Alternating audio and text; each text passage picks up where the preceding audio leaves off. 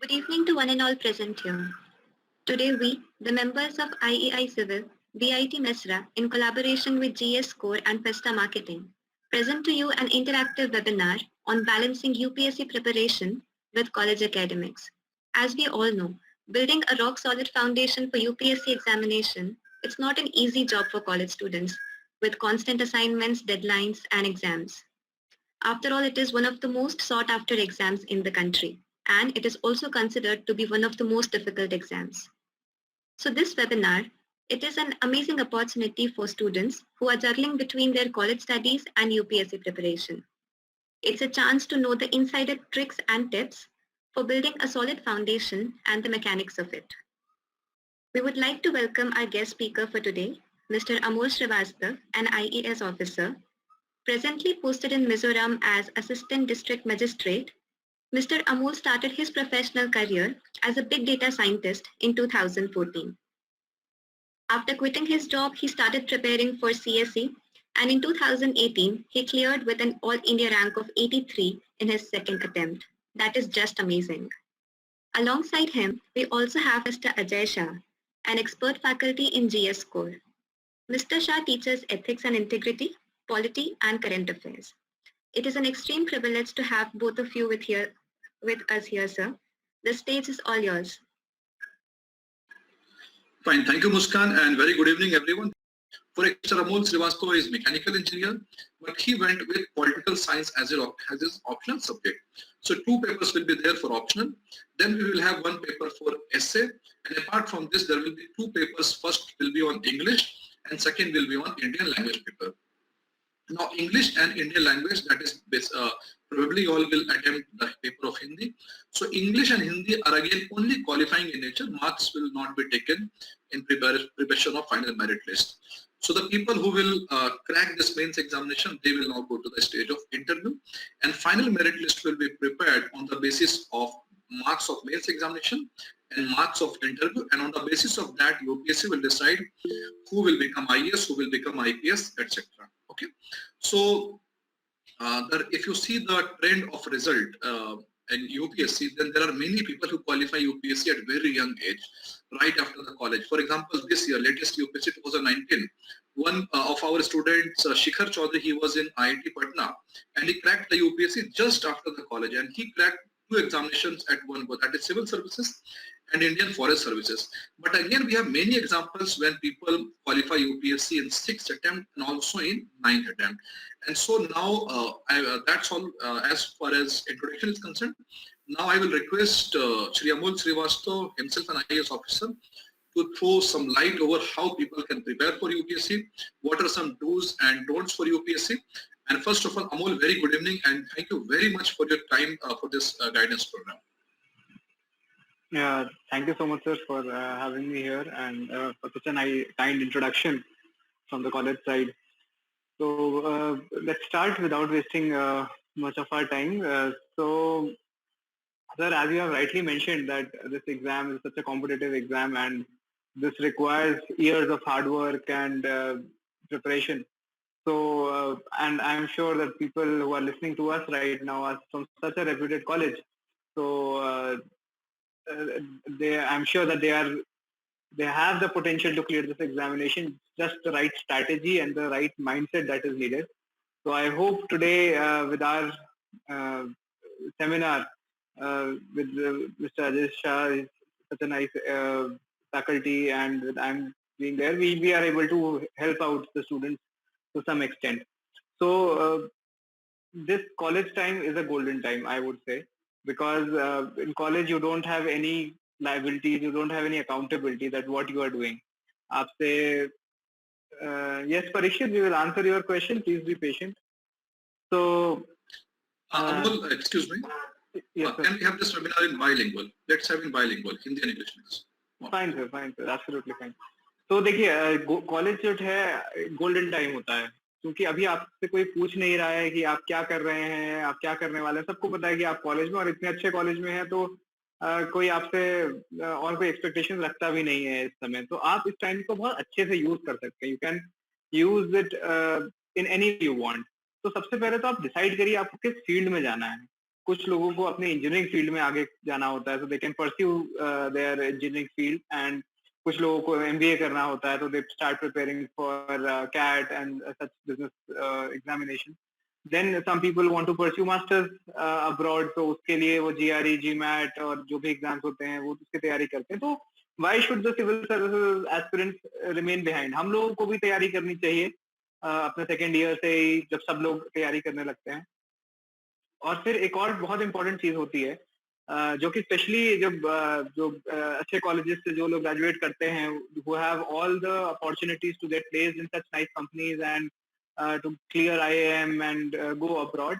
But जब हम लोग ये सब चीजें छोड़ के प्रिपरेशन करने लगते हैं यूपीएससी की, तो एक ग्रेजुएशन के बाद तो एक बहुत बड़ा प्रेशर आ जाता है हमारे दिमाग में. वो होता है पीयर प्रेशर, कि हमारे सारे बैचमेट जो हैं वो अच्छी अच्छी जगहों पे जाके प्लेस्ड हैं, अच्छे पैकेजेस ले रहे हैं, सबकी शादियां हो रही हैं, कोई अब्रॉड घूम रहा है, कोई दुनिया में अलग जगह काम कर रहे हैं. तो वी फील रियली इंफीरियर कि हम लोग ने क्या सही डिसीजन दिया ये तैयारी करने का.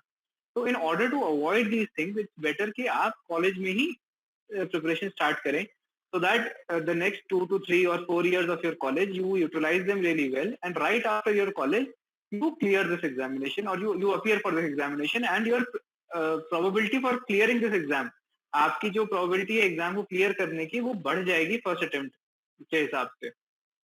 और अगर आप जल्दी क्लियर करते हैं एट द एज ऑफ 22 और 23, तो आप जो देश में जितनी भी हाईएस्ट पोस्ट अवेलेबल हैं आईएएस की या किसी भी सर्विस की, whether it is IAS, IPS और IRS और any other service, आप वो अचीव कर सकते हैं. तो इसको आप माइंडसेट ध्यान में रखिए, इसको एक अपना गोल बना के रखिए कि आपको ये टाइम अच्छे से यूज करना है. अब इसमें कुछ डूज एंड डोंट्स होते हैं. पहला होता है कि आप एग्जाम को समझिए अच्छे से, क्योंकि जैसा अजय सर ने बताया कि बहुत सारी बॉडीज हैं हमारे देश में, बहुत सारे एग्जाम्स हैं जो अलग अलग लेवल पे लोगों को रिक्रूट करते हैं. तो सबका अगर ऊपर से सिलेबस देखा जाए तो सेम ही है, general knowledge, general studies, current affairs, थोड़ा सा एप्टीट्यूड, ये सारी चीज लगभग सब एग्जाम में. बट हर एग्जाम का अप्रोच बिल्कुल अलग है, क्योंकि हर एग्जाम जो है वो एक अलग लेवल को रिक्रूट करने के लिए. अगर हम एसएससी की बात करें तो वो स्टाफ और थोड़ा क्लेरिकल और उसके जो ऊपर वाले पोस्ट होते हैं उनके लिए होता है. अगर आप स्टेट सर्विस एग्जामिनेशन की बात करते हैं तो स्टेट लेवल जो ब्यूरोक्रेट्स होते हैं वो उनके लिए होता है. बट यूपीएससी जो है वो नेशनल लेवल एग्जाम. तो अगर मैं आपको क्लैरिटी के लिए एक एग्जांपल देना चाहूँ, तो अगर स्टेट सर्विस आप क्लियर करते हैं तो 25 से 30 साल आप लगेंगे आपको वहां पहुंचने में जहां से एक आईएएस ऑफिसर स्टार्ट करता है अपना करियर. तो ये चीज आप गांठ बांध के रखिए कि आपको एग्जाम को समझना है कि आप कौन सा एग्जाम देने चाह रहे हैं, उसके क्या स्टेक्स हैं, उसको क्लियर करने के बाद आपकी क्या पोस्ट होंगी, क्या रिस्पॉन्सिबिलिटीज होंगी, क्या क्या आपको पावर्स मिलेंगी, क्या पर्क्स एंड प्रिविलेजेस होंगे. जब आप ये चीज ध्यान रखेंगे तो आपका उस एग्जाम की तरफ तैयारी करने का नजरिया भी अलग रहेगा. दूसरी चीज, ब्लाइंडली मत स्टार्ट करने लग जाइए कि आज आपने एक सेमिनार देख लिया या यूट्यूब पे कोई वीडियो देख लिया और उसके बाद आप बस लग गए तैयारी करने के लिए.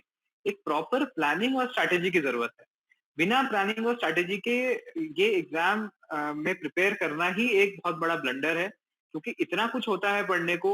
एनसीईआरटीज हैं, स्टैंडर्ड बुक्स हैं, न्यूज़पेपर है, करंट अफेयर मैगजीन है, इतने सारे यूट्यूब चैनल्स हैं. आपको समझ में ही नहीं आएगा कि कैसे चीजों को एक डायरेक्शन ओरिएंटेड तरीके से पढ़ा जाए. तो उसके लिए बहुत जरूरी है प्लानिंग और स्ट्रैटेजी. तो अगर आप आज से तैयारी शुरू करना चाहते हैं तो मैं कहूंगा कि 1 महीना सिर्फ एग्जाम को समझने में और उसकी प्लानिंग और स्ट्रैटेजी बनाने में दीजिए. तो ये हो गई हमारी दूसरी बात.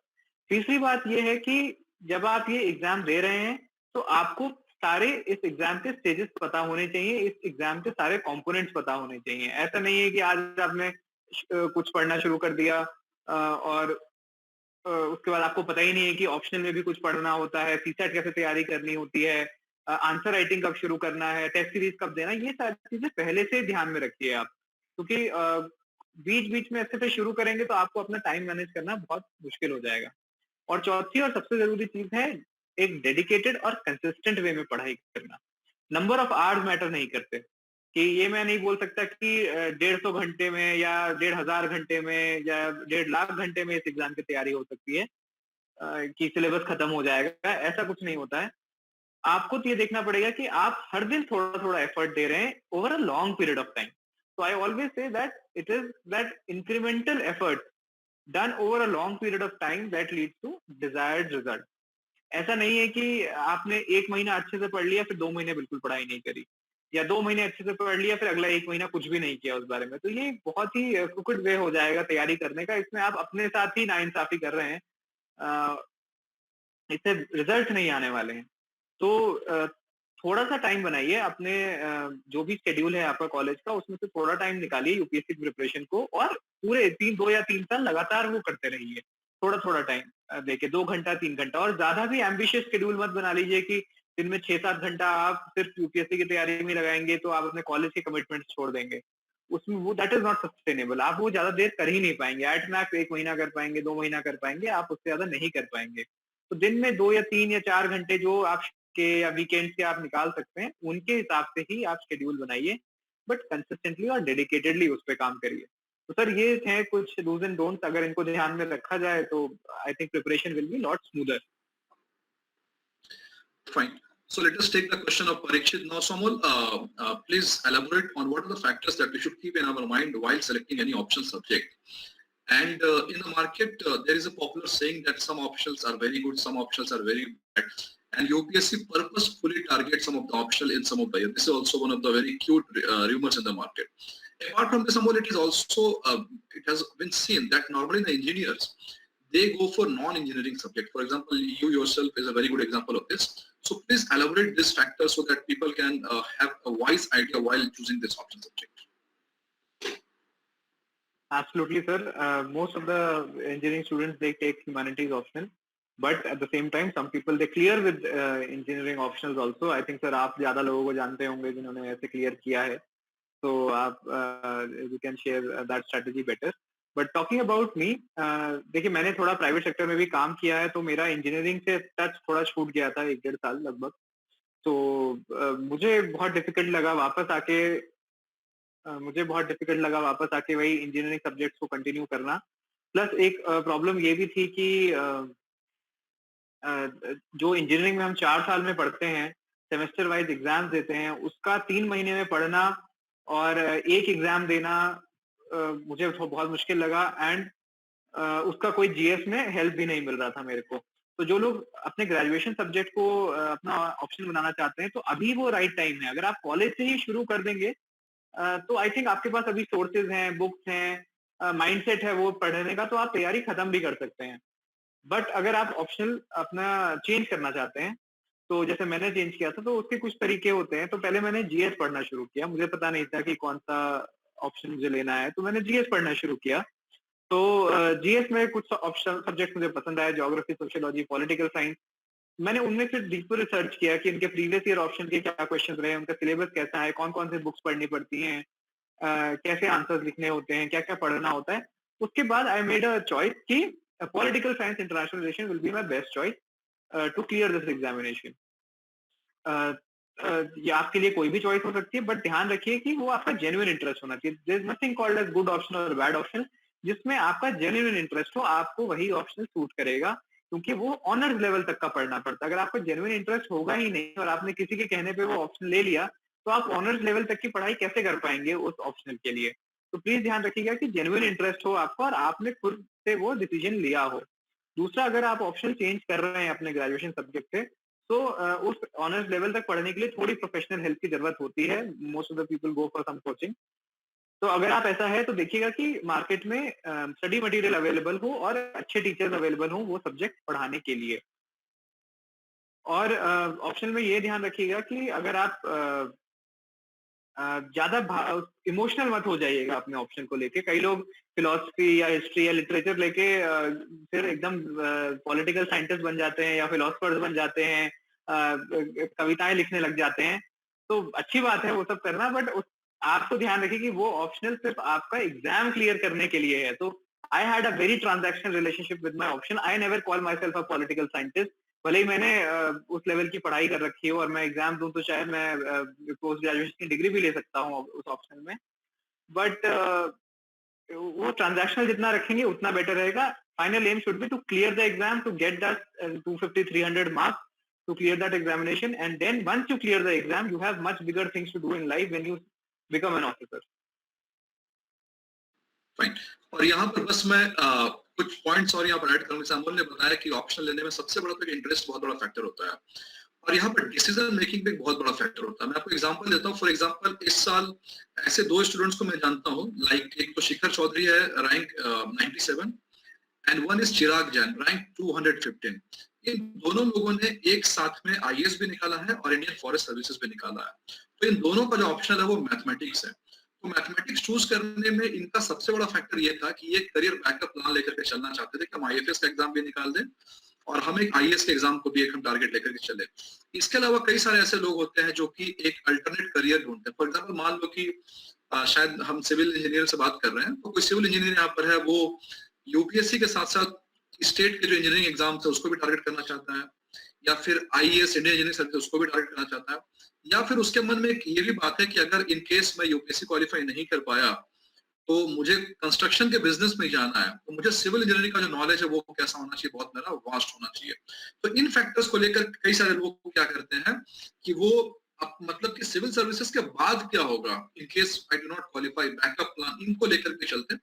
तो यहाँ पर डिसीजन लेना जो बहुत क्रूशियल है। जैसे अमोल है, Amol is from data scientist background, तो अमोल वाज वेरी क्लियर कि भाई एकदम एक ही एग्जाम को फोकस करना है, यूपीएससी सिविल सर्विस पे फोकस करना है। लेकिन ये आपका पर्सनल कॉल है और वो आपका एक कॉन्फिडेंस लेवल भी जो वो इस बात को दर्शाता है कि आप किसी ऑप्शन को लेते हैं तो आप एकदम कॉन्फिडेंट है कि मैं इस ऑप्शन को सिर्फ यूपीएससी के लिए ही ले रहा हूँ। जैसे अमोल ने बताया कि वो पॉलिटिकल साइंटिस्ट नहीं है, but he has cracked UPSC. So अगर आपको ऑप्शन सिर्फ इसलिए लेना है कि यूपीएससी क्रैक करना है, तो फैक्टर सिर्फ और सिर्फ इंटरेस्ट आप रखिए। लेकिन और फैक्टर्स आपके अगर माइंड में आते हैं तो फिर अलग अलग फैक्टर्स को लेते हुए लोग, जैसे अमोल ने एक बहुत अच्छा एग्जांपल दिया कि स्टार्टिंग में अगर आप में से कोई फर्स्ट ईयर में है तो यहाँ पर वो अपना ऑप्शनल और कॉलेज का जो प्रोग्राम है उसको सिंक्रोनाइज कर सकता है। जैसे फॉर एग्जांपल इस साल जतिन वर्मा जो रैंक 2 है, तो जतिन वर्मा इकोनॉमिक्स बैकग्राउंड से है और जतिन वर्मा का ऑप्शन भी क्या इकोनॉमिक्स है। रैंक 3 है not Jatin Verma, Jatin Kishore. Then we have Pratibha, Pratibha is there rank 3, Pratibha is from IIT engineering physics और उसका ऑप्शन भी क्या है, फिजिक्स है। तो ये बहुत अर्ली स्टेज में अगर लोग तैयारी करें तो फिर वो उस तरह से उसको सिंक्रोनाइज जो है वो कर सकते हैं alright. So then we'll take a question from Amol, one question. So Amol, as Muskan has mentioned in the starting itself that no doubt BIT Mesra is a very prestigious college of our country and जाहिर सी बात है कि यहाँ पर loads काफी ज्यादा होंगे, assignments, और सिविल में तो और ज्यादा बहुत ज्यादा आर्किटेक्ट वगैरह का बहुत सारे बनाना होता है।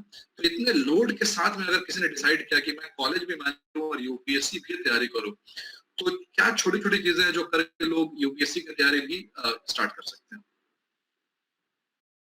सर मेरी आवाज आ रही है? मेरे थोड़े माइक में प्रॉब्लम थी तो मैंने चेंज किया। Yes yes it is okay fine. So देखिए कॉलेज में प्रॉब्लम रहेगी और जितना अच्छा कॉलेज रहेगा ये हमेशा इशू आएंगे। एंड अजय सर ने बहुत अच्छा एग्जांपल दिया कि आपको अगर आपने सिविल इंजीनियरिंग कर रहे हैं और आगे कंस्ट्रक्शन के उसमें भी जाना है तो that should also remain. And one of my juniors from college has taken the same route. वो अभी साथ में बिजनेस भी कर रहे हैं, वो कंस्ट्रक्शन का और तैयारी भी कर रहे हैं। तो that's very important. So college में आपको क्या करना है, आपका टाइम मैनेजमेंट करना है। देखिए जब आप क्लियर कर लेंगे एग्जाम तो आपको बहुत बड़ी बड़ी चीजें मैनेज करनी पड़ेंगी और जो तब लोड होगा आपके ऊपर वो इनकम्पेरेबल होगा। तब आप उसको इमेजिन भी नहीं कर सकते कि आपको कितनी सारी रिस्पॉन्सिबिलिटीज मिलेंगी एक पूरे डिस्ट्रिक्ट की हैंडल करने को। तब आपको कितनी सारी चीजें एक साथ करनी पड़ेंगी। तो आई थिंक प्रिपरेशन यूपीएससी की एक प्रोटोटाइप, एक एग्जाम्पल है कि आपको अभी से वो सारी चीजें शुरू करनी पड़ेंगी। तो अगर आप अभी कॉलेज में ही वो सारी तैयारी करना चाहते हैं तो आपको सारी चीजें टाइम निकालना पड़ेगा। देखिए कॉलेज में बहुत सारी चीजें होती हैं, आपका इवेंट्स होते हैं, सेमिनार्स होते हैं, आपके प्रोजेक्ट प्रेजेंटेशंस होते हैं, सेमेस्टर एग्जाम्स होते हैं, दोस्त होते हैं, पार्टीज होती हैं, आपके रिलेशनशिप्स होते हैं, सारी चीजें इंपॉर्टेंट है। यही तो हमें ह्यूमन बनाते हैं ये सारी चीजें। तो हम अपना ह्यूमन एंगल नहीं छोड़ सकते हैं, बट क्या हम कर सकते हैं, हम अपना टाइम मैनेज कर सकते हैं। तो आप देख लीजिए कि आप कहाँ पे अपना टाइम वेस्ट कर रहे हैं या कहाँ पे आप अपना टाइम निकाल सकते हैं। टाइम 24 घंटे देखिए सबके पास होते हैं, आपको निकालना पड़ेगा। तो मैं अपना एग्जांपल दूं, जब मैं कॉलेज में तैयारी करता था तो मेरी 4 क्लासेस होती थी और बीच में 1 घंटा फ्री होता था मेरे पास। तो उसमें मैं हॉस्टल तो जा नहीं पाता था, कॉलेज में ही रहना होता था। अब आई हैड एन ऑप्शन कि मैं कैफे शॉप पे बैठ के अपने दोस्तों के साथ गप्पे मारूं या उस 1 घंटे में लाइब्रेरी जाके न्यूज़पेपर पढ़ लूं मैं उस दिन का। 1 घंटे में न्यूज़पेपर खत्म भी हो जाता है, तो सही था। तो ये तो चॉइस आपको लेनी है कि कुछ ना कुछ तो आपको, यू हैव टू पे समथिंग, यू हैव टू पे द कॉस्ट कुछ पाने के लिए। तो ये आई थिंक आप लोग अपने टाइम में देखिए, I am sure everybody is matured enough to understand कि क्या चीज इंपॉर्टेंट है, किस समय कर सकते हैं, नहीं कर सकते हैं। तो ये हो जाता था। सेकंड, मेरे कॉलेज में एक सिस्टम होता था कि हम लोग चूज कर सकते थे कि हमें सुबह क्लास लेनी है कि शाम को क्लास लेनी है। आई डोंट नो कितने कॉलेज में वो चीज है which really worked for me. मैं शाम की क्लासेस लेता था। सुबह 7 बजे से लेकर 12-1 बजे तक का टाइम मेरे पास पूरा फ्री होता था, जिसमें मैं अपना यूपीएससी की तैयारी करता था। फिर लंच करके कॉलेज चला गया। कॉलेज की खत्म होने के बाद वो जो 1 घंटा न्यूज़पेपर भी पढ़ लिया उसमें, और फिर उसके बाद शाम को कॉलेज खत्म होने के बाद दोस्तों के साथ घूम भी लिया, बाहर खाना खाने भी चले गए, सब कुछ कर लिया। वीकेंड्स होते थे, वीकेंड्स पे टाइम निकाल लिया, कभी कोई इवेंट है तो इवेंट अटेंड कर लिया, नहीं तो पढ़ाई कर ली। तो ये देखिए, ये चीज आपको खुद मैनेज करनी पड़ेगी। And one good thing about your the college is कि आपको अपना शेड्यूल पता होता है। आपको पता होता है कि कब क्लासेस हैं, कब एग्जाम्स हैं, कब प्रोजेक्ट प्रेजेंटेशन है। तो आप आराम से, आपको पता है कि कब आपके पास आइडल टाइम रहेगा, उसमें आप ये सारी चीजें डाल सकते हैं without compromising your college life. Fine. और डिसीजन लेना काफी इंपॉर्टेंट है यहाँ पर कि आपको सिविल्स की तैयारी कॉलेज में करनी है या नहीं करनी, क्योंकि आपका डायरेक्शन जो उसी डायरेक्शन में जाएगा। ये अगेन जाहिर सी बात है कि आप दोनों में आप एक्सीलेंट ट्रैक रिकॉर्ड नहीं मेंटेन कर सकते। आप चाहेंगे कि आप यूनिवर्सिटी भी टॉप कर ले, सारे के सारे असाइनमेंट्स आपके नंबर बहुत अच्छे आ जाए और यूपीएससी भी साइमल्टेनियसली आप क्रैक कर ले, तो ये पॉसिबल नहीं, क्योंकि दोनों ही एग्जाम जो है वो एक बहुत हाई लेवल का डेडिकेशन मांगते हैं। तो आपको ये डिसीजन लेना काफी इंपॉर्टेंट है कि आपको सिविल्स की तैयारी अभी से करनी है, और करनी है तो कितना टाइम आपके पास है। जैसे कि आर्यन का क्वेश्चन है, Aryan, whether someone is final year or he is in third year, first year, the pain or the labor that is required to complete the syllabus of civil services will say, for example, in UPSC, basically we have 3 major pillars. The first is prelims, then we have GS mains, and the third pillar is optional subject. Now, normally if someone devotes 10 to 12 hours a day, that is exclusive time for UPSC, then normally this much syllabus can be handled in 1 year, all right? But say if someone is planning along with the college, then naturally time will be more than 1 year. It can be 2 years, 2.5 years. If someone is preparing for UPSC along with his job and he can devote only say 2 hours per day, then again time will be like 3 years, 3.5 years. But having said this, this is not a hard and fast rule. Now, why I'm saying this is not hard and fast rule? Because I have seen that there are many people who are very good in NCERT's reading, means the time they were in schools and all, they covered NCERT books with very high level of sincerity, and still they can recall what they have read in their school days. And so for such kind of people, they can save the time because their foundation is already there. Again, there are many people who give a lot of attention towards college, and if he goes with the same option that is in his college, so naturally his time will be saved again there. So ऐसे कई सारे hard and fast rule पे depend करता है। नहीं, आपका stage क्या है, आपकी इस समय स्थिति क्या है, आपने कितना कुछ आज तक पढ़ाई किया। मान लीजिए आप 18, 20, 21 साल के हैं, इसके पहले आपने क्या किया है, ये डिसाइड करेगा कि आगे आपके पास कितना टाइम आपको जरूरत है यूपीएससी क्रैक करने के लिए। Fine, so you just have to maintain. Then we have a question of Golu. No Golu, computer science optional जो है यूपीएससी में नहीं है। गोलू, मैं एक लिंक पोस्ट कर रहा हूँ यूट्यूब का, ये वीडियो मैंने कल ही प्रिपेयर किया कि ऑप्शन के बारे में बहुत क्वेश्चंस आते हैं। इसमें मैंने डिटेल एनालिसिस किया ऑप्शन के बारे में, आप प्लीज इसको देख लीजिए। इसमें ऑप्शन का सारा इंफॉर्मेशन जो है वो मिल जाएगा। Right, Aryan question, okay, yeah. So Amol, now the question, let us handle the question of current affairs. Ujjwal Prakash has this question. We'll just modify this. Please tell us in a comprehensive manner how to handle current affairs and in which newspaper is also a very vital part. देखिए, current affairs के बारे में अगर आप online Google करेंगे तो बहुत सारी चीजें मिलेंगी आपको। इतनी सारी वेबसाइट्स मिल जाएंगी, इतना सारा कंटेंट मिल जाएगा, जैसे आपको लगेगा कि बस यही तो है सब कुछ। But that's too much of content. इतना कंटेंट की जरूरत होती नहीं है। करंट अफेयर्स के लिए कुछ 2 या 3 चीजें करनी होती हैं। पहला है एक न्यूज़पेपर पढ़ना अच्छे से। आप द हिंदू या द इंडियन एक्सप्रेस, कौन सी चीज आपको जो न्यूज़पेपर आपको पसंद आए आप वो पढ़ सकते हैं। द हिंदू प्रेफर किया जाता है, बट अगर लैंग्वेज में थोड़ा प्रॉब्लम लग रही है तो द इंडियन एक्सप्रेस की लैंग्वेज सिंपल होती है, आप वहां से स्टार्ट कर सकते हैं। बट रोज पढ़ना बहुत जरूरी है, उसको एक स्टोरी की तरह पढ़िए सारे चीजों को। अभी एक क्वेश्चन आया अभिनय का शायद, अगर मैं sorry if I am taking the name incorrectly. तो न्यूज़पेपर में देखिए दो चीजें होती हैं, एक न्यूज होते हैं और इश्यूज होते हैं। न्यूज जो होता है वो टेम्पररी होता है, वन ऑफ इंसिडेंट होता है, कहीं कुछ हो गया, किसी ने किसी को कुछ बोल दिया, कोई पॉलिटिकल इवेंट हो गया, ये सब इश्यूज हैं, ये सब न्यूज है, इनका कोई लेना देना नहीं है यूपीएससी के एग्जाम से। यूपीएससी में पूछे जाते हैं इश्यूज, कि न्यूज के पीछे जो इश्यूज हैं। अब मान लीजिए कि कहीं पे बाढ़ आ गई या कहीं पे लैंडस्लाइड हो गया, तो वो तो न्यूज है एक कि यहाँ पे लैंडस्लाइड है, यहाँ पे बाढ़ है, बट उसके पीछे का इशू हमारा डिजास्टर प्रिपेयर्डनेस है। तो हमारा टॉपिक बनेगा डिजास्टर प्रिपेयर्डनेस। वो आप कैसे पढ़ पाएंगे? वो एडिटोरियल पढ़ने से आप पढ़ पाएंगे। तो जब आप आगे के पेजेस पढ़े ना पढ़े, एडिटोरियल पढ़ना सबसे जरूरी है, क्योंकि वो इश्यूज पे बात करते हैं कि ये इशू हमारा कंट्री डील कर रहा है, इनको ऐसे ऐसे सॉल्व किया जा सकता है। ये पढ़ना आपके लिए बहुत जरूरी है।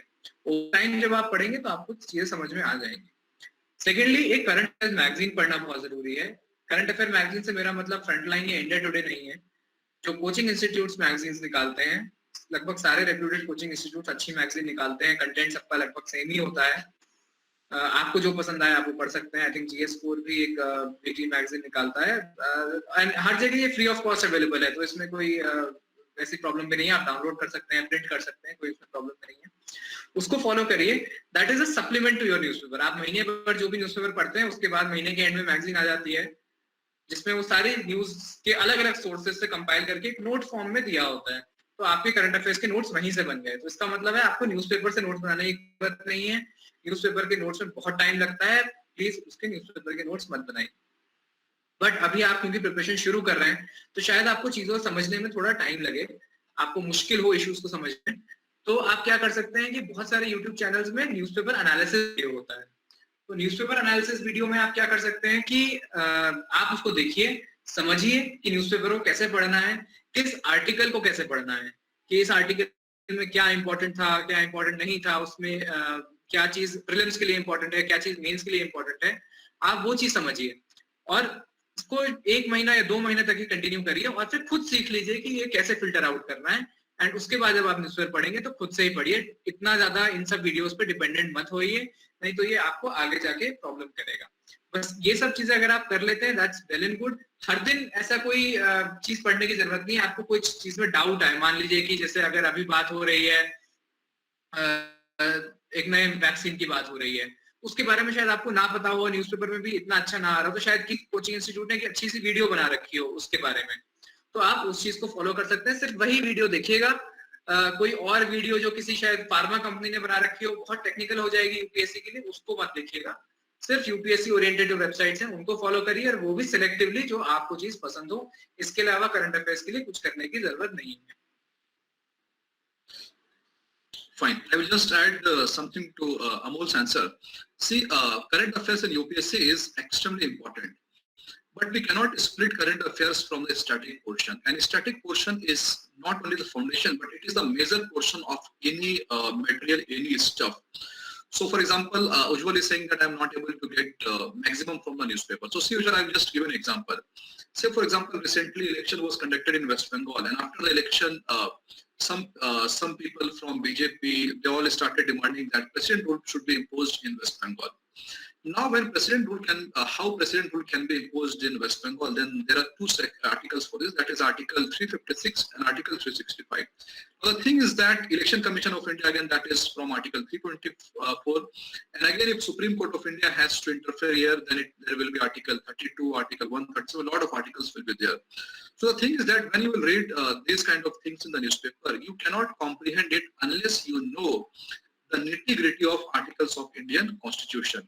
Now, the question is, from where you will know the articles of Indian Constitution? You will get the articles of Indian Constitution when you will cover the syllabus in polity. Same, for example, अगर हम economics की बात करें, तो आपने देखा होगा कि आजकल झारखंड में कई सारे न्यूज ऐसे आते हैं। हेमंत सोरेन का हमेशा स्टेटमेंट आएगा कि मुझे स्टेट से जो सेंटर से पैसा नहीं मिल रहा है, मेरे स्टेट का जो है वो मतलब खजाना खाली हो चुका है। तो यहाँ पर आपको ये जानना पड़ेगा कि सेंटर और स्टेट का फाइनेंशियल रिलेशन जो है वो किस तरीके का होता है, और ये सारी चीजें आपको यूपीएससी के सिलेबस में पढ़ाई जाएंगी। तो उज्जवल आंसर ये है, या फिर जो लोग न्यूज़पेपर को बहुत अच्छे से समझ नहीं पा रहे हैं, आंसर ये है कि आप लगे रहिए, जैसे जैसे आप सिलेबस खत्म करते जाएंगे वैसे वैसे एक वक्त ऐसा आएगा कि आपको न्यूज़पेपर पूरी तरह से समझ में आने लगेगा। इवन जो उसके एडिटोरियल्स के पार्ट है वो भी आपको पूरे अच्छे से समझ में आ जाएंगे, अभी इतना समझ में नहीं आएगा।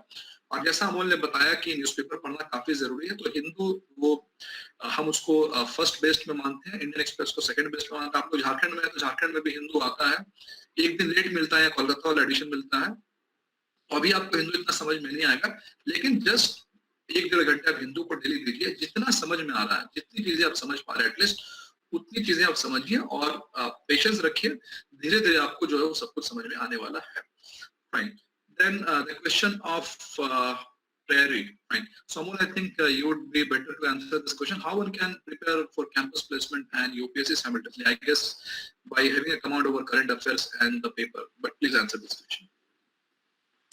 Right. The only thing that combines both of the campus placements and UPSC is the current affairs, the command over the issues, and वहाँ पे देखिए ग्रुप डिस्कशन होता है, वो सोशल इश्यूज पे ही होगा मोस्ट प्रॉब्ली। तो जितना अच्छा आपको कमांड रहेगी सोशल इश्यूज पे, जितना आप न्यूज़पेपर पढ़े, आपका फ्लो उतना रैशनल होगा, आपके पास उतना स्टैटिस्टिक्स होगा, उतना डेटा होगा, और उतने अच्छे पॉइंट्स होंगे कैंपस प्लेसमेंट्स के लिए बैठने के लिए। अगर मैं कहूँ जो लोग यूपीएससी की तैयारी नहीं कर रहे हैं, वो अपने इंटरव्यू या कैंपस प्लेसमेंट में जो ग्रुप डिस्कशन होता है उसमें व्हाट्सएप यूनिवर्सिटी से जो है पॉइंट्स वो डालेंगे कि ऐसे होता है कोविड का इलाज और फलाना फलाना। बट अगर आप न्यूज़पेपर पढ़ते हैं और आपके पास एक रैशनल आइडिया है हर चीज का, तो आई थिंक आप मल्टी डायमेंशनली किसी भी इश्यूज को कवर कर सकते हैं। तो देखिए न्यूज़पेपर तो आप पढ़ना ही शुरू कर दीजिए, भले ही आप यूपीएससी का एग्जाम दें या ना दें बाद में। न्यूज़पेपर पढ़ना तो एक बहुत अच्छी आदत है, हर अच्छे सिटीजन को पढ़ना चाहिए, तो आप वो स्टार्ट करिए। And I am sure that आप वो कैंपस प्लेसमेंट में भी वो हेल्प करेगा। And even I did the same and it really helped me in the campus placement. So I think that answers the question. और एक और बात, कई सारे जो कंपनीज आती है वो एक्चुअली रिटन टेस्ट में एप्टीट्यूड पूछती है, तो सिविल सर्विसेज का एप्टीट्यूड टेस्ट है, राइट आपको वो हेल्प कर सकता है। So then will take the question of sir, जो मैंने अपने कैंपस प्लेसमेंट के लिए एप्टीट्यूड पढ़ा था वो सीसैट की बुक से ही पढ़ा था, तो दोनों काम हो गए थे।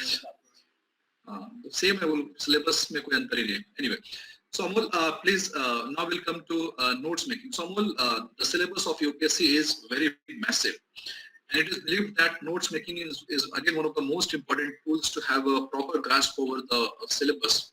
So please elaborate what is the purpose of notes making and what do's and don'ts of notes making. Also, please tell that what are some common mistakes which normally people make while making these notes. देखिए note making सबसे important part होता है preparation का। क्यों होता है?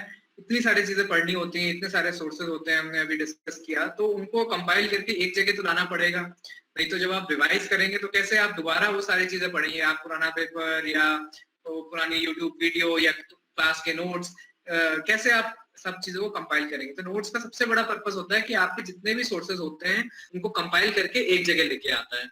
तो इससे मेरा दूसरा पॉइंट बनता है वो ये है कि नोट्स जो होते हैं कभी भी सोर्सेज के नहीं होते। नोट्स कभी ऐसा नहीं होगा कि न्यूज़पेपर का अलग नोट होगा, क्लास कोचिंग क्लास का अलग होगा, सेल्फ प्रिपरेशन का अलग होगा, एनसीईआरटी का अलग होगा।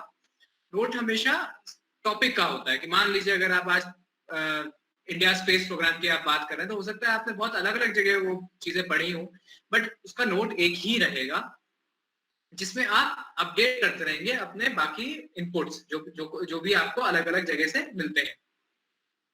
ये हो गई दूसरी बात। तीसरा पॉइंट ये होता है कि नोट मेकिंग का पर्पस होता है हमारे कंटेंट और हमारे वर्कलोड को कम करना। अगर आप मान लीजिए 500 वर्ड का आर्टिकल पढ़ रहे हैं और उस पर आप नोट बनाना चाहते हैं तो वो लगभग 100 वर्ड का ही होना चाहिए। अगर वो 500 या 400 450 वर्ड का ही है तो पर्पस क्या हुआ? वो उतना ही आर्टिकल आप फिर दोबारा पढ़ लीजिए, उसमें से जो इंपॉर्टेंट पॉइंट्स हैं वही आपको लिखने होते हैं।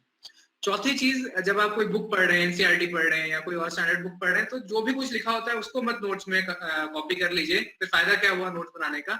उसमें देखिए कि आपको क्या समझ में आया, क्या एग्जाम के लिए रेलिवेंट है, प्रीलिम्स के लिए क्या रेलिवेंट है, मेंस के लिए क्या रेलिवेंट है, उस हिसाब से ही नोट्स बनाइए। पांचवी चीज ये है कि जब आप नोट बनाते हैं तो ये देखिए कि उस नोट का आउटकम क्या है। मान लीजिए कि मैं अभी एक किताब पढ़ रहा हूँ, तो उस किताब के नोट बनाने के बहुत सारे पर्पस हो सकते हैं। एक हो सकता है मैं अपने मेमोरी के लिए बना रहा हूँ कि उस किताब में क्या लिखा है, हो सकता है मैं एक और किताब उसके रिव्यू में लिखना चाह रहा हूँ, उसके लिए भी हो सकता है। कुछ हो सकता है मैं उस पर ऐसे लिखना चाहता हूँ, कोई ब्लॉग लिखना चाहता हूँ, और फाइनली मैं उसकी यूपीएससी की तैयारी करना चाहता हूँ। तो एक किताब के 10 तरीके हो सकते हैं पढ़ने के, नोट्स बनाने के।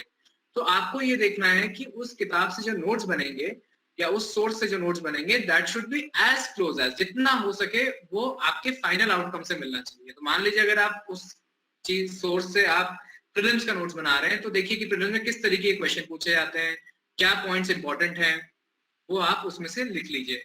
अगर मेंस का आप नोट्स बनाने जा रहे हैं, तो उसमें देखिए कि ओपिनियंस होने चाहिए, उसमें पॉजिटिव्स होने चाहिए, क्रिटिसिज्म होना चाहिए, थोड़ा स्टैटिस्टिक्स होने चाहिए, सॉल्यूशंस होने चाहिए, और वो उसी फॉर्मेट में हो जो आप मेंस के आंसर में लिखेंगे वो फॉर्मेट।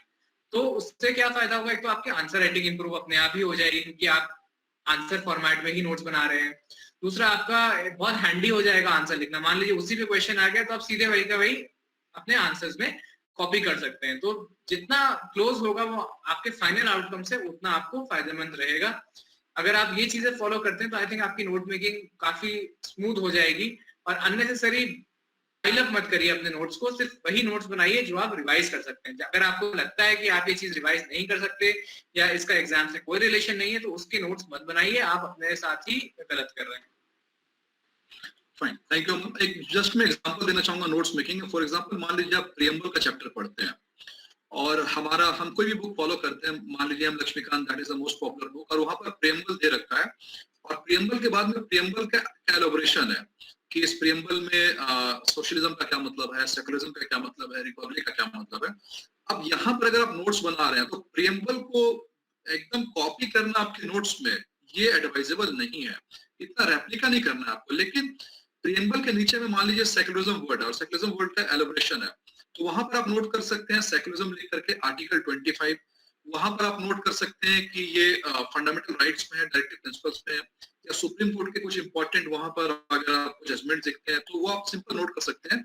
यानी कि जैसा अमूल ने बताया कि नोट्स मेकिंग का पर्पस आपके दिमाग में हमेशा रहना चाहिए, ये मुझे किसी और के लिए नहीं बनाना है, ये मेरे मतलब के लिए, इसको कोई देखने वाला भी नहीं है, ये मैं इसलिए बना रहा हूँ ताकि मुझे चीजों को याद करने में आसानी रहे और मैं अच्छे तरीके से परमानेंटली चीजों को याद कर सकूं। और आपको जो स्टाइल सूट करता नोट्स मेकिंग उसको जो है वो बना सकते हैं, राइट।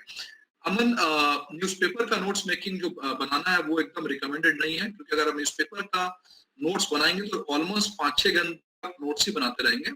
लेकिन आपके दिमाग में ये सवाल आ रहा होगा कि न्यूज़पेपर के नोट्स नहीं बनाएंगे तो न्यूज़पेपर की इतनी चीजें हम याद कैसे रख सकते हैं। तो अमोल ने जैसा आपको बताया थोड़ी देर पहले कि करंट अफेयर्स की एक मैगजीन जो आप जो भी लेते हैं, किसी भी कोचिंग का, जीएस स्कूल का, किसी भी दूसरे कोचिंग का, तो वो कोचिंग का जो सोर्स है वो न्यूज़पेपर ही है। यानी कोचिंग की जो एडिटोरियल टीम है, हमारी जो टीम है, हम क्या करते हैं, हम डिफरेंट न्यूज़पेपर्स, हिंदू लिया, इंडियन एक्सप्रेस लिया, प्रिंट लिया, फाइनेंशियल एक्सप्रेस लिया, और उसका एक जो भी अच्छी चीजें जो यूपीएससी के लिए काम आने वाली चीज है उसका मिला करके हर वीक में एक जो है मैगजीन हम तैयार करते हैं। तो जो नोट्स आप बनाना चाह रहे हैं हिंदू से निकाल करके, वही नोट्स कोचिंग या आपके जो मंथली या वीकली मैगजीन में मिलने वाला है। इसलिए टाइम इतना वेस्ट करना जो है वो रिकमेंडेड नहीं है। और बाकी सब्जेक्ट में जैसा बोलने का है, आपको अपना दिमाग यूज करना है कि कहाँ पर नोट बनने की वाकई में जरूरत जो है वो है। Okay, now will take the question of many people have the same question with respect to answer writing. So, how much this skill is important in UPSC, that is answer writing. और answer writing skill को develop करना क्या बहुत बड़ा एक हुआ है, क्योंकि लोगों को ऐसा लगता है कि इंजीनियरिंग के बाद में हमें ज्योग्राफी लिखना, हिस्ट्री इतना लिखना है, वो कैसे हम स्किल डेवलप कर सकते हैं, और क्या सही वक्त होना चाहिए जिसमें हम ये स्टार्ट कर सके answer writing. Sir, answer writing का प्री रिक्विजिट होता है नोट मेकिंग, क्योंकि जितने अच्छे आपके नोट्स होंगे उतना ही अच्छे आपके आंसर होंगे। आंसर्स में कंटेंट जो आएगा वो आपके नोट से ही तो आएगा। तो पहले आप नोट मेकिंग पे फोकस करिए, जो पहले डूज एंड डोंट्स बताए उस पे फोकस करिए, तो आपकी अपने आप एक हैबिट आ जाएगी कम वर्ड्स में ज्यादा कंटेंट लिखने की। कैसे एक सोर्स पढ़ के अच्छा नोट बनाया जाता है, वही चीज आपको आंसर में भी लिखनी होती है। आंसर में बस थोड़ा पॉलिशिंग और थोड़ा वो फाइनल टच देने की जरूरत होती है, depending upon what is the question asked. तो आई डोंट थिंक कि अगर आप अभी तैयारी शुरू कर रहे हैं तो उसमें आपको इतना आंसर राइटिंग के बारे में फोकस करने की जरूरत है। इंटरनेट पे बहुत बड़ा हवा बना हुआ है आंसर राइटिंग का, कि पहले दिन से ही शुरू कर दें आंसर राइटिंग, अगर आंसर राइटिंग नहीं किया तो कैसे काम चलेगा। बट एक थोड़ा आपके एग्जाम के बारे में आइडिया होना चाहिए, थोड़ा जीएस आपने पढ़ लिया होना चाहिए, आपके कंटेंट होना चाहिए आपके पास न्यूज़पेपर की अच्छी नॉलेज होनी चाहिए, तभी आप एक अच्छा आंसर लिख पाएंगे। तो अभी आप नोट मेकिंग पे फोकस करिए, जैसे जैसे आपका नोट मेकिंग इंप्रूव होती रहेगी आप then you can move on to answer writing. When you feel that you have the content, you have the ability to write proper sentences which are required in UPSC the way it is required in UPSC, then you can shift on to answer writing। धीरे धीरे practice करिए, एक answer लिखिए रोज, बाद में फिर उसके बाद करिए 3 करिए, एंड इट कैन इम्प्रूव। कोई इतनी बड़ी चीज नहीं है, बट आप बिना आई ऑलवेज से कि take one step at a time. आप अगर सीधे आंसर राइटिंग में कूद जाएंगे तो फिर आपको नहीं समझ में आएगा, आप डिमोटिवेट हो जाएंगे। तो पहले आप बेसिक बुक्स पढ़िए, न्यूज़पेपर पढ़ना शुरू करिए, करंट अफेयर्स मैगजीन जो होती है वो बहुत अच्छा फॉर्मेट होता है नोट मेकिंग का, वो भी एकदम आंसर के हिसाब से ही नोट्स बना के देती है करंट अफेयर्स मैगजीन, तो उससे आपको बहुत कुछ सीखने को मिलेगा। पहले वो सब चीजें करिए, फिर अपना नोट्स बनाइए, फिर आप आंसर राइटिंग पे चलेंगे तो बेटर रहेगा। तो लैडर का कोई भी स्टेप मिस नहीं करना चाहिए, always take one step at a time, तभी आप ऊंचाइयों तक जाएंगे।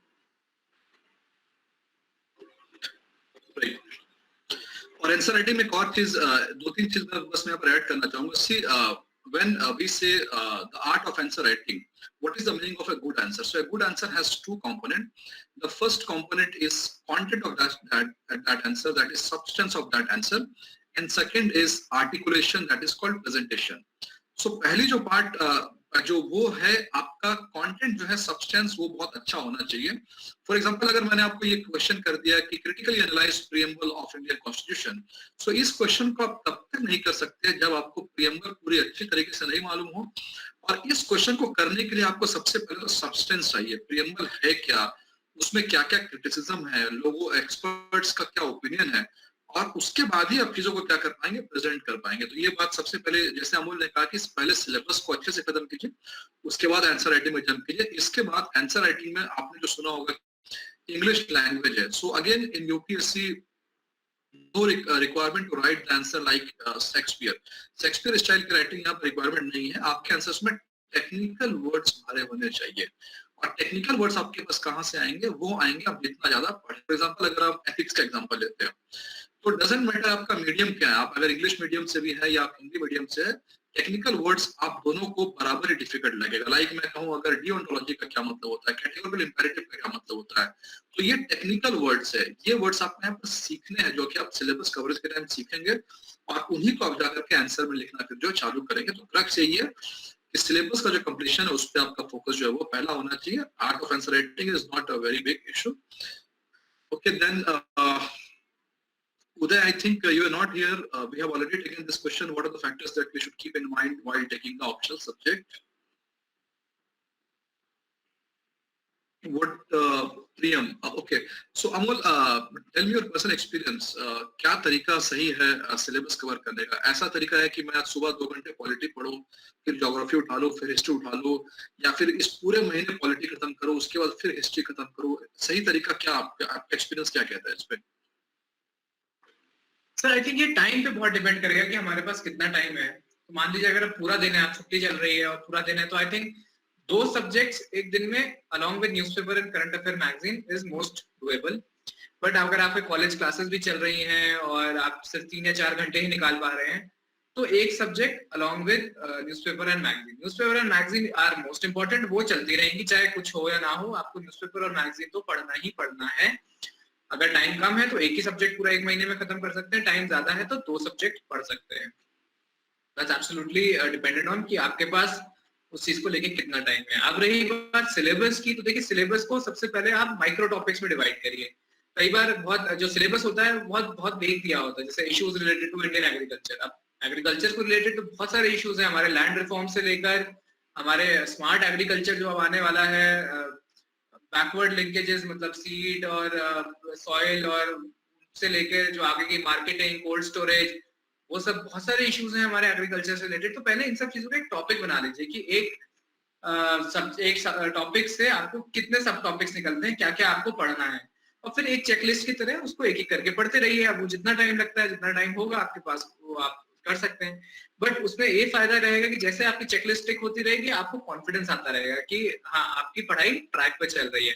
तो बहुत सारी जगहों पे आपको ये माइक्रो लिस्टिंग के सब टॉपिक्स मिल जाएंगे। I think sir GS core ने भी बनाया है एक micro listing, free of cost available होता है वो हर जगह, तो आप उसको फॉलो कर सकते हैं। तो आपको पता है कि इस सब्जेक्ट में ये टॉपिक्स पढ़ने हैं, आप किसी भी सोर्स से पढ़ लीजिए, खुद से पढ़िए, इंटरनेट से पढ़िए, फैकल्टी से पढ़िए, कोचिंग में पढ़िए, it's up to you. But आपको पता चल जाएगा कि हाँ, मेरा ये कंप्लीट टॉपिक हो गया।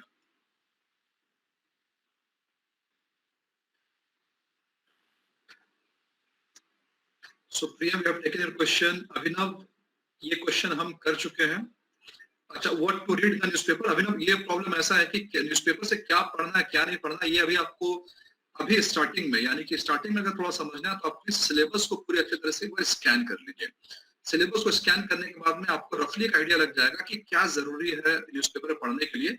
से फॉर एग्जांपल, अगर हम आज का हिंदू उठा करके देखें या कल का हिंदू उठा करके देखें, तो कल के हिंदू में मान लीजिए बहुत सारे न्यूज है वो वैक्सीन से रिलेटेड न्यूज है। अगर कहाँ पर कहीं पर एक ये है हेडलाइन है कि बेंगलोर में ऑक्सीजन की काफी कमी होती है, ये न्यूज यूपीएससी के लिए इतने इंपॉर्टेंट है। एक न्यूज और हिंदू में आपको मिलेगा एनालिसिस में, जिसमें ये दिया रहेगा कि ऑक्सीजन की कमी क्यों हो रही है इंडिया में, फैक्टर्स क्या क्या है, गवर्नमेंट की रेस्पॉन्सिबिलिटी क्या है इसमें, और कैसे इसको ठीक किया जाए। तो ये न्यूज क्या हो जाता है, यहाँ पर इंपॉर्टेंट हो जाता है। इसी तरह एडिटोरियल में अगर हम जाएंगे तो कुछ न्यूज आपको मिलेगा जो कि म्यांमार में भी जो इशू चल रहा है डेमोक्रेसी को लेकर के, वो उसमें बहुत बड़े बड़े एडिटोरियल्स आएंगे। वो अगेन इतना इंपॉर्टेंट नहीं है, इंपॉर्टेंट सिर्फ इतना है कि हम उसका हेडलाइन पढ़े, लास्ट का थोड़ा बहुत पैराग्राफ पढ़ लिया। लेकिन अगर वहां पर एक एडिटोरियल ऐसा मिलता है, what should be the step of India with respect to the crisis in the Myanmar, so यहाँ पर ये एडिटोरियल जो है इंपॉर्टेंट होता है। तो ये आपको वक्त के साथ आएगा, ये धीरे धीरे कैसे आएगा, आप सिलेबस को बहुत अच्छे से ध्यान में रखेंगे तो सिलेबस के आसपास आपका दिमाग जो है वो घूमता जाएगा। मान लीजिए सिलेबस में एक अगर आप सिलेबस देखेंगे तो एक मनी लॉन्ड्रिंग करके एक टॉपिक दिया हुआ है इंटरनल सिक्योरिटी में। तो अगर आपको कभी कल को कोई ऐसा न्यूज मिला जिसमें मनी लॉन्ड्रिंग एक्सप्लेन किया रहेगा, तो आपको ध्यान में रहेगा कि this is the part of syllabus and I should read it. तो ये वक्त के साथ धीरे धीरे आपका जो अभिनव इंप्रूव होता जाएगा। सो हर्ष, anytime you can start for UPSC after class 12. The only thing is that you start the day, you can devote say 4 to 5 hours or at least 3 hours to UPSC. जिस दिन आप इतना टाइम दे सकते हैं UPSC को, उस दिन आपकी UPSC की तैयारी स्टार्ट है। और अगर कुछ भी नहीं है, अगर आप UPSC का कोई बुक भी नहीं पढ़ते हैं, कोई कोचिंग ज्वाइन नहीं करते हैं, अगर आपने आज से न्यूज़पेपर पढ़ना बहुत अच्छे से स्टार्ट कर दिया, आप अवेयर सिटीजन बनना चालू हो गए, आपने एनसीईआरटी की कुछ बुक्स को पढ़ना स्टार्ट कर दिया, तो आप समझ लीजिए कि आज से यूपीएससी की तैयारी जो है आपकी वो स्टार्ट हो चुकी है। Ashwini, we have taken this question. Astha Mishra, we have taken this question in the starting itself. And Astha, sorry, not Astha, Ashita. So Ashita, I have also shared a video just now of a link in YouTube in which I have explained what are the factors that we should keep in our mind while selecting options. Please watch that video. उदया, सो उदया, book list, किसी को भी अगर book list चाहिए तो book list इस webinar में बताना बहुत बड़ा टॉपिक हो जाएगा, क्योंकि यूपीएससी में 20+ सब्जेक्ट्स आपको पढ़ने हैं और एक एक सब्जेक्ट के 3-4 रिसोर्सेस हैं। इसलिए मैं आपको रिक्वेस्ट ये करूंगा कि आप जीएस स्कूल के यूट्यूब चैनल में जाइए, वहां पर अमोल श्रीवास्तव जैसे बहुत सारे टॉपर्स ने अपने अपने इंटरव्यूज दिए हैं, वीडियो लेक्चर्स है, वहां से आप नोट डाउन करना चालू कीजिए हर सब्जेक्ट के रिसोर्सेस क्या क्या क्या। और यहाँ पर एक और बात मैं ऐड करना चाहूंगा कि जिन लोगों ने यूपीएससी के जरिए स्टार्ट नहीं किया, वो अपने दिमाग में एक चीज को बैठा लें कि अभी आपको स्टैंडर्ड बुक से स्टार्ट नहीं करना है एकदम से, अदरवाइज आप फ्रस्ट्रेट हो जाएंगे, एंजाइटी आपको वहां पर आने लगेगी। Start with the basic NCERT books. Class 6 की छोटे क्लास से आपको क्लास 6 से एनसीईआरटी बुक से स्टार्ट करना है यूपीएससी तैयारी करना। तो अभी फिलहाल इन चीजों पे मत जाइए कि कौन कौन से बुक्स है, ये सभी मत जाइए, अभी एनसीईआरटी की बुक्स खरीदिए, एटलीस्ट स्टार्ट कीजिए तैयारी, धीरे धीरे आपको समझ में आने लगेगा कि कौन कौन से बुक्स पढ़ना है, एनसीईआरटी के कौन से किताबें लेनी है। मैंने एक अगेन यूट्यूब चैनल शेयर किया है, वहां पर डिटेल एनालिसिस है कि 6 to 12 में आपको कौन कौन सी एनसीईआरटी बुक्स लेनी है, और क्लास 11th और क्लास 12th में स्पेसिफिक चैप्टर्स है, पूरे बुक को नहीं पढ़ना है, वो भी मैंने वहां पर मेंशन किया है। Please go through that video. Ayush, we have taken this question. Aman, how to prepare for ethics integrity? I have shared a YouTube link here, ethics session by Manoj Jha sir. Manoj Jha sir, again, one of the most popular teachers for ethics in our country. You can just watch his video to get depth. Anshu, start from NCERT and not directly from M. Lakshmikant. You can start from M. Lakshmikant only and only when you are so much confident for polity. For example, if you are a student of law, then you can even think, or if you already have so much knowledge about polity, then you can start from M. Lakshmikant. Otherwise, it is always advisable to start with NCERT books. This is the logic number one. Logic number two, even if you are very much comfortable with the subject, then the case is that you can complete the NCERT in 2 to 3 days. So अगर आप NCERT में 2 to 3 days में खत्म भी कर सकते हैं, तो इतने सोचने की जरूरत नहीं, आपका टाइम भी वेस्ट कर सकते हैं. Okay. Yeah, Amol, this question is very important of Ayush Singh. So Amol, in UPSC there are so many websites, so many articles, and these sources are so scattered. Like Ministry of External Affairs का website देख लीजिए, जैसे आयुष ने mention किया second ARC की report देख लीजिए. अब सेकंड ARC की रिपोर्ट में भी पूरा नहीं पढ़ना है हमें, कुछ स्पेसिफिक चैप्टर्स वहां से उठा के पढ़ने हैं. CRCT की वेबसाइट हो गई, या फिर राज्यसभा के डिबेट्स. राज्यसभा में तो इतने सारे डिबेट्स आते हैं, बट यूपीएससी का कुछ स्पेसिफिक, तो इन चीजों को कैसे कंट्रोल किया जाए और कैसे हम क्या स्ट्रेटेजी अपना सकते हैं?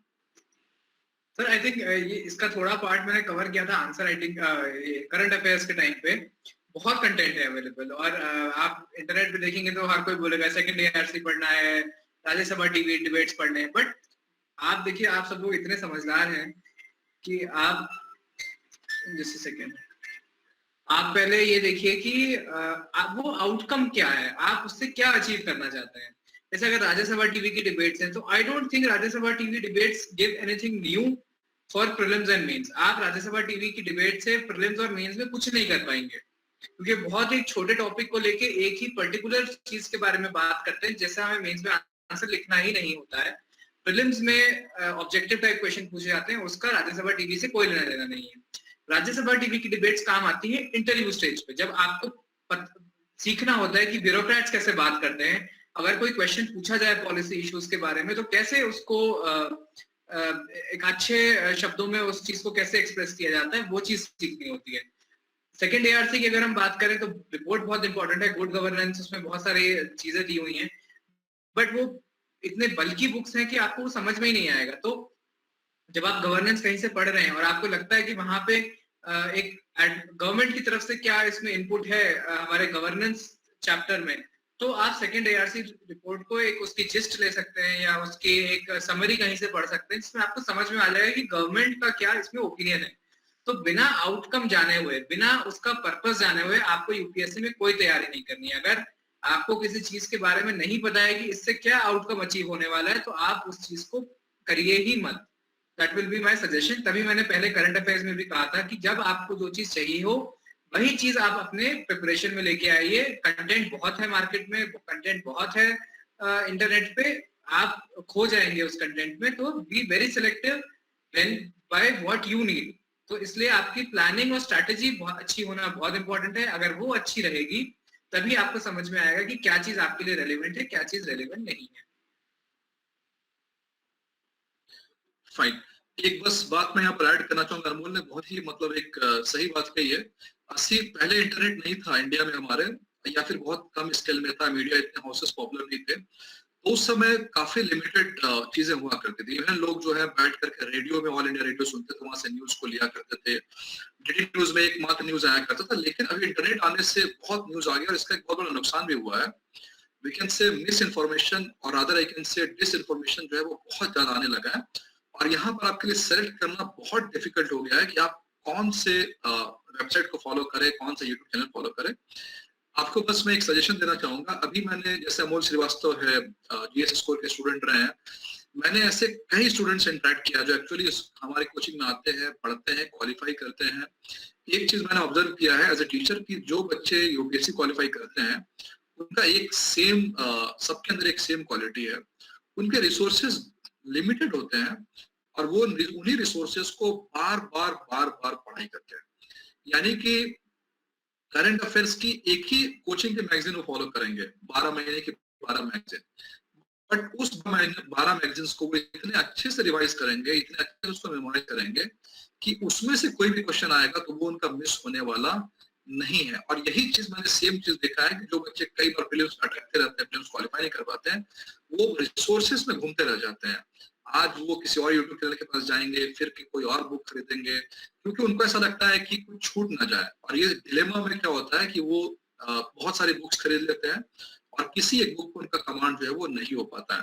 तो मेरा आपको सजेशन रहेगा कि आप एक प्रॉपर रिसर्च पहले कीजिए यूपीएससी की तैयारी में जाने से पहले। एनसीईआरटी बुक्स तो मैंने आपको बोल दिया, वो तो आपको करना ही करना है। एक प्रॉपर रिसर्च कीजिए, जैसे रिसर्च एक बुक आप खरीदिए, नोटबुक खरीदिए, उसका नाम दीजिए स्ट्रेटेजी फॉर यूपीएससी, और वहां आपको ये डिसाइड करना है कि मेरी स्ट्रेटेजी क्या होनी चाहिए। और लिमिटेड टॉपर्स को भी सुनिए, लाइक आपने अमोल श्रीवास्तव को सुना, इसके अलावा और 4-5 टॉपर्स को सुनिए, इसके बाद बस कीजिए। अगर आप टॉपर्स को ही सुनते रहेंगे तो फिर आपको हर दिन स्ट्रेटेजी चेंज करनी पड़ेगी। और यूट्यूब चैनल भी, आपको अगर जीएस स्कोर का हमारा यूट्यूब चैनल पसंद है तो आप सिर्फ उस पर फिक्स रहिए। फॉर एग्जांपल जैसे किसी ने राज्यसभा टीवी का बात किया, आयुष ने बात किया राज्यसभा टीवी डिबेट्स के, तो हम जीएस स्कोर में जो इंपॉर्टेंट राज्यसभा टीवी डिबेट्स होते हैं जो कि रेलेवेंट है यूपीएससी के लिए, उसका हम जिस्ट प्रिपेयर करते हैं। यानी कि आपको राज्यसभा टीवी देखने की जरूरत नहीं है, हम उसका एक पीडीएफ फॉर्मेट में जिस्ट प्रिपेयर करते हैं और उसको हम शेयर करते हैं। तो अगर आपने राज्यसभा टीवी के डिबेट जीएस स्कोर से लेना चालू किया है तो प्लीज आप राज्यसभा टीवी डिबेट के बारे में कहीं और मत भागिए। अगर आपने किसी और कोचिंग का किया तो अगेन वहीं पर रहिए, 2-3 जगह को मिक्स अप मत कीजिए, तो आपकी तैयारी जो है वो अच्छी रहेगी, आपको फ्रस्ट्रेशन भी नहीं आएगा और आपको कॉन्फिडेंस आएगा कि मैंने कम पढ़ाई की है बट मेरी जो पढ़ाई वो काफी क्या है, सॉलिडिफाइड पढ़ाई है। Alright, so we are running out of time, people, so very quickly I'm going to take the questions. So Priyam, how much weightage should be given to the revision? That will again depend on your personal capability and your stage. Say for example, there are people who need to read again and again art and culture. Art and culture history ऐसे subject है जिसको revise करने के लिए आपको बार बार करना पड़ेगा। लेकिन अगर आप साइंस के स्टूडेंट हैं तो जाहिर सी बात है फिजिक्स आपको बार बार रिवाइज करना नहीं पड़ेगा। आप बायो के स्टूडेंट हो, बायो बार बार रिवाइज करना नहीं पड़ेगा। तो आप, और पहली बार आप कितना कंसंट्रेशन से उसको पढ़ती हैं प्रियम, ये डिसाइड करेगा आपका रिवीजन में कितना टाइम जाने वाला है। इसीलिए ये रिकमेंडेड होता है कि पहली बार आप किसी बुक को उठाते हैं तो उसको ऐसे पढ़िए कि वो इसके बाद आप कभी पढ़ने ही नहीं वाले। आपके मन में ये, आपके माइंड को ये समझाना है कि मैं दोबारा इस बुक को पढ़ने वाला नहीं हूँ। अगर आपने ये सोचा ना जहाँ कि मैं तो इसके बाद अगले महीने वापस इस बुक को पढ़ने वाला, तो आप कंसंट्रेशन से नहीं पढ़ते हैं। जब भी आपका कंसंट्रेशन भंग होता है तो आपको लगता है ठीक है बाद में समझ में आ जाएगा और एक बार पढ़ना है इसको। तो ये अपने आप के दिमाग को समझाइए पहले कि मैं ये बुक को लास्ट टाइम पढ़ रही हूँ, तो उसके बाद रिवीजन तो करना ही पड़ेगा, लेकिन फिर रिवीजन का टाइम जो है वो प्रोपोर्शन वाइज क्या हो जाएगा, वो कम हो जाएगा। Yeah, Vinod, as far as NCERT is concerned, there is limitation in NCERT books. सारे NCERT books हमें नहीं पढ़ने होते हैं। मैंने एक लिंक शेयर किया, बहुत ही रिसर्च के साथ उस लिंक को मैंने शेयर किया, चैप्टर्स वाइज सब कुछ। आप उसको प्लीज देख लीजिए, आपके समझ में आ जाएगा। अभिनव, आर्या, ऐसे पेपर के लिए कोई खास ऐसी सेपरेट तैयारी की जरूरत नहीं पड़ती, बिकॉज ऐसे एक ऐसा पेपर है जिसमें कंटेंट आप पूरा जीएस के पेपर से उठाते हैं, ऑप्शन पेपर से उठाते हैं और आर्ट ऑफ आर्टिकुलेशन को आप मिक्स करते हैं और आंसर को लिखते हैं। हालांकि प्रैक्टिस करना जरूरी है ऐसे के लिए। अगर आपको आ रहा है और इन्फॉर्मेशन चाहिए ऐसे के लिए, हालांकि अभी वो स्टेज नहीं, अगर आप फ्रेशर है तो, अगर आप मैच्योर कैंडिडेट है तो आप देख सकते हैं। तो आप प्लीज जीएस स्कोर की वेबसाइट है, मनोज झा सर का एक ऐसे के ऊपर में वीडियो है, बहुत अच्छा वीडियो है, लंबा वीडियो, उसको आप देखिए, उससे आपको काफी जो है वो आइडिया मिल जाएगा।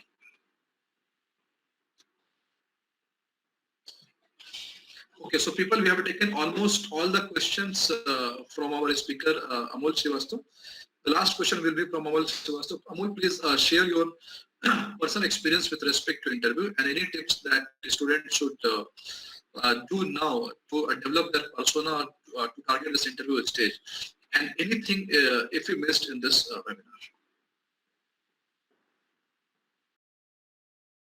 Okay. Sir, interview is one of the most memorable experience for anybody's life, whether he clears it or not. And मैं बहुत fortunate था कि मैंने अपने दो attempt में 2 interviews दिए, तो बहुत अच्छा experience था। I will not share any question क्योंकि उससे लोगों को समझ में नहीं आती हैं चीजें। तो आप, बहुत सारे लोग हैं जो YouTube पे mock interviews देखते हैं बहुत सारे coaching institutes के। I would say कि अभी आप उसको avoid करिए देखना, और अगर आप देखते भी हैं तो उसको बहुत लाइट हार्टेडली देखिए, उसको इतना सीरियसली लेने की जरूरत नहीं है कि ऐसा ही होता है यूपीएससी इंटरव्यू बहुत पर्सनल होता है आपकी अपनी लाइफ से। सबका इंटरव्यू अलग जाएगा, अलग सवाल पूछे जाएंगे, एक सवाल से दूसरा सवाल होगा, आपके बैकग्राउंड से रिलेटेड होगा, आपके एजुकेशन से रिलेटेड होगा, आपने जो फॉर्म में लिखा है उससे रिलेटेड होगा। तो किसी और का इंटरव्यू जब हम देखते हैं तो हमें उससे बहुत डर लगता है, हमें लगता है अगर ऐसा सवाल हमसे पूछ लिया गया हम क्या आंसर देंगे। बट यूजुअली वैसे सवाल नहीं पूछे जाएंगे क्योंकि वो एक चेन ऑफ क्वेश्चंस में वो इंटरव्यू होता है which is dependent on particular person. तो अगर आप प्री, और जैसे मैंने पहले कहा था कि एक बार में एक स्टेप लीजिए, take one step at a time. तो पहले प्री की तैयारी करिए, फिर मेंस की तैयारी करिए, मेंस क्लियर करिए, फिर आपको अपने आप ही समझ में आ जाएगा कि इंटरव्यू में क्या करना है। उसमें कुछ स्पेशल प्रिपरेशन करने की जरूरत नहीं है। बट यस, अभी आप कॉलेज में हैं, आपके पास टाइम है, तो आप अपनी पर्सनालिटी पे थोड़ा काम कर सकते हैं, थोड़े और कॉन्फिडेंट बनिए, एक्स्ट्रा करिकुलर एक्टिविटीज में पार्ट लीजिए, थोड़ा टीम वर्क सीखिए, टीम बिल्डिंग सीखिए, थोड़े लीडरशिप स्किल्स सीखिए, तो आपकी पर्सनालिटी एक अलग तरीके से उभर के आएगी। जब वो उस पर्सनालिटी पे डेवलप होगी तो आपका एटीट्यूड चेंज होगा चीजों की तरफ। अभी जो अगर हो सकता है कुछ लोगों का बहुत इनहिबिटरी एटीट्यूड है कि नहीं, दे नॉट वेरी आउटगोइंग, तो शायद इन सब चीजों के बाद थोड़े आउटगोइंग हो जाएं आप, थोड़ा कॉन्फिडेंट और हो जाएं। फिर जब आप प्रीलिम्स और मेंस एग्जामिनेशन देंगे तो उसमें भी वो एटीट्यूड काम आएगा, और इंटरव्यू में तो इनडायरेक्टली काम आएगा ही आएगा।